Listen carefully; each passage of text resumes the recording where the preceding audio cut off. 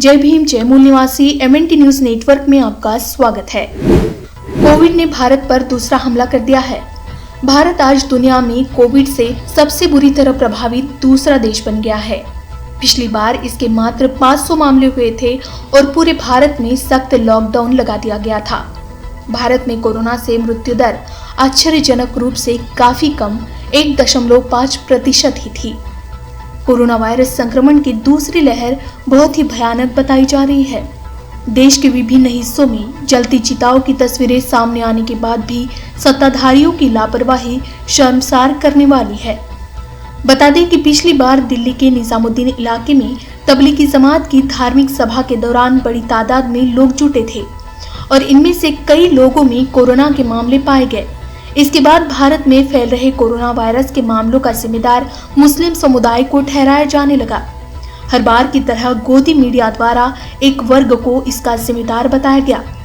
प्रधानमंत्री और उनकी सरकार ने विशाल रैलियों की जैसे ही इजाजत दी, तब इसके खतरों पर कोई विचार नहीं किया गया और इनका प्रचार दिखाकर यही गोदी मीडिया आंकड़े उछालने लगा और सर्वेक्षणों के बूते विजेता की घोषणा करने लगा। ऐसा लग रहा था कि भारत में कोविड महामारी कभी हुई ही नहीं। मालूम हो कि कोरोना की खतरनाक दूसरी लहर के बीच हरिद्वार में बहुत बड़े स्तर पर कुंभ का आयोजन हुआ, जहां लाखों की संख्या में श्रद्धालु जुटे थे।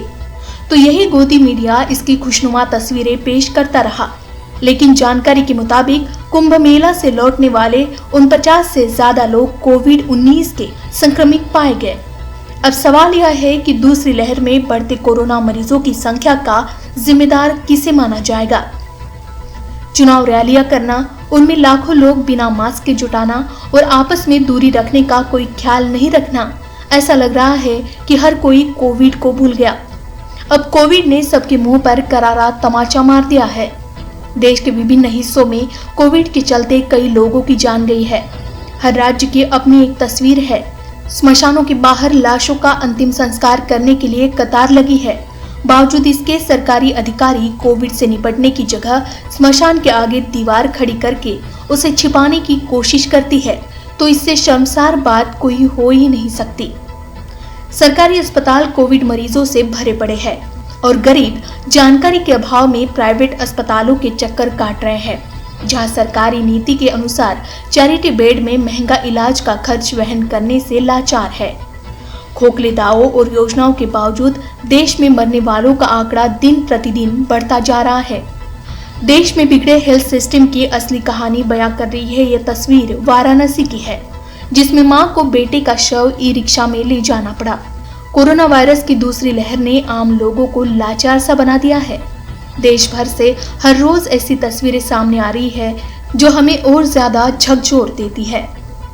इस वीडियो को लाइक और शेयर करें।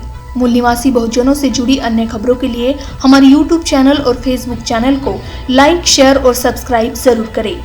जय भीम जय मूल निवासी।